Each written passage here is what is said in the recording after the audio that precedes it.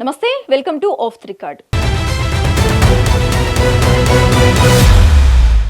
రాజకీయాల్లో బద్ధ శత్రువులు ఉంటారు, కానీ శాశ్వత శత్రువులు ఉండరు. ఇది పాత సామెత అయినా నిర్మల్ జిల్లా ఖానాపూర్ మున్సిపాలిటీలో ఇప్పుడు అక్షరాలా నిజమైంది.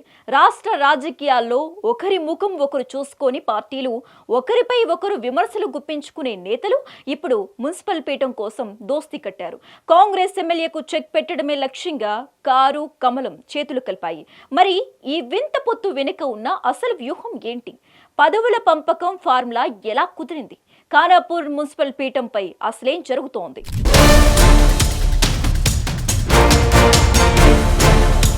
అడకత్తరలో పోకచెక్కలా ఉంది హస్తం పార్టీ పరిస్థితి. ఖానాపూర్ మున్సిపల్ పీఠం ఇప్పుడు ఉత్తర తెలంగాణ రాజకీయాల్లో హాట్ టాపిక్. రాష్ట్రంలో అధికారంలో ఉన్న కాంగ్రెస్ కు ఇక్కడ ఊహించని చుక్కెదురైంది. Khanapur MLA DCC president Vedma Bojju Patel అత్యంత ప్రతిష్టాత్మకంగా తీసుకున్న ఈ మున్సిపల్ పోరులో విపక్షాలు బీఆర్ఎస్, బీజేపీలు అనూహ్యంగా ఒకటయ్యాయి. మొత్తం 12 వార్డులకు జరిగిన ఈ పోరులో ఓటర్ల తీర్పు ఏ పార్టీకి స్పష్టమైన మెజారిటీ ఇవ్వలేదు. బీఆర్ఎస్ 4 స్థానాలు, బీజేపీ 4 స్థానాలు, కాంగ్రెస్ 3 స్థానాలు, ఇండిపెండెంట్ 1 స్థానం, ఒక స్వతంత్ర అభ్యర్థి కాంగ్రెస్ లో చేరినప్పటికీ హస్తం పార్టీ బలం 4కు మాత్రమే చేరింది. మున్సిపల్ పీఠాన్ని కైవసం చేసుకోవడానికి కావలసిన మెజారిటీ ఫిగర్ 7ను అందుకోవడం అధికార పార్టీకి అసాధ్యంగా మారింది. సరిగ్గా ఇక్కడే బీఆర్ఎస్, బీజేపీలు తమ సిద్ధాంతాలను పక్కన పెట్టి శత్రువుకు శత్రువు మిత్రుడు అనే సూత్రాన్ని అమలు చేశాయి.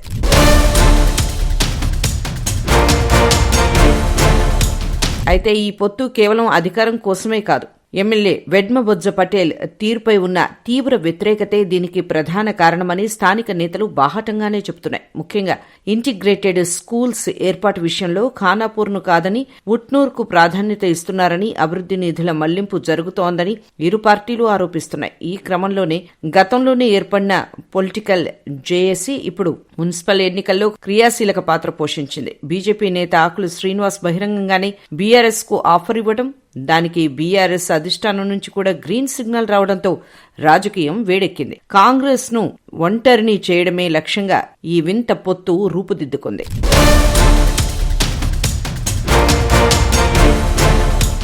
అధికార పంపిణీ విషయంలో బీఆర్ఎస్, బీజేపీల మధ్య పక్కా స్కెచ్ కుదిరింది. 5 ఏళ్ల కాల పరిమితిని 2 భాగాలుగా విభజించారు. చైర్మన్ పదవి మొదటి 2 ఏళ్లు బీఆర్ఎస్ అభ్యర్థికి, తర్వాతి 3 ఏళ్లు బీజేపీ అభ్యర్థికి దక్కేలా ఒప్పందం చేసుకున్నారు. అభ్యర్థి ఖరారు. బీఆర్ఎస్ నుంచి 2వ వార్డు కౌన్సిలర్ తాళ్లపల్లి రాజగంగన్న పేరు చైర్మన్ అభ్యర్థిగా దాదాపు ఖరారైనట్లు సమాచారం. వైస్ చైర్మన్ రొటేషన్ పద్ధతిలో వైస్ చైర్మన్ పదవిని మొదట బీజేపీ దక్కించుకోనుంది. కోఆప్షన్ సభ్యులు 2 సభ్యులను ఇరు పార్టీలు చెరిసగం పంచుకోవాలని నిర్ణయించుకున్నాయి. ఈ ఫార్ములా ద్వారా ఇరు పార్టీల కౌన్సిలర్లు అసంతృప్తి కలగకుండా జాగ్రత్త పడ్డారు. రాష్ట్ర స్థాయిలో విమర్శలు వస్తున్న స్థానిక అవసరాల దృష్ట్యా ఈ ఒప్పందానికే నేతలు మొగ్గు చూపారు.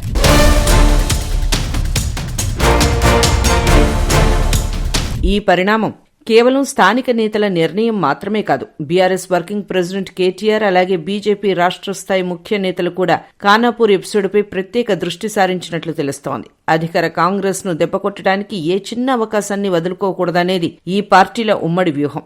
మరోవైపు కాంగ్రెస్ పార్టీ దీన్ని అపవిత్ర పొత్తుగా అభివర్ణిస్తోంది. సిద్ధాంతాలు లేని రాజకీయం చేస్తున్నారని విమర్శిస్తోంది. అయితే పట్టణ అభివృద్ధి కోసమే తాము కలిశామని, ఎమ్మెల్యే వైఖరికి నిరసనగా ఈ నిర్ణయం తీసుకున్నామని బీఆర్ఎస్, బీజేపీ నేతలు గట్టిగా బదులిస్తున్నారు.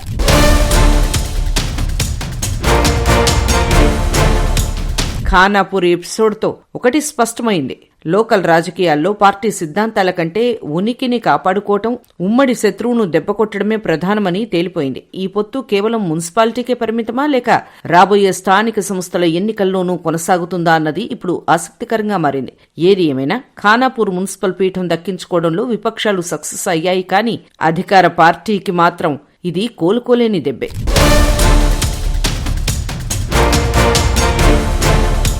చూశారుగా ఖానాపూర్ రాజకీయాల్లో సమీకరణాలు ఎలా మలుపు తిరిగాయో. పదవి కోసం, పట్టు కోసం శత్రువులు కూడా మిత్రులుగా మారిపోయారు. మరి ఈ కారు కమలం బంధం వచ్చే 5 ఏళ్ల పాటు సాఫీగా సాగుతుందో, లేక మధ్యలోనే బెడిసి కొడుతుందో వేచి చూడాలి.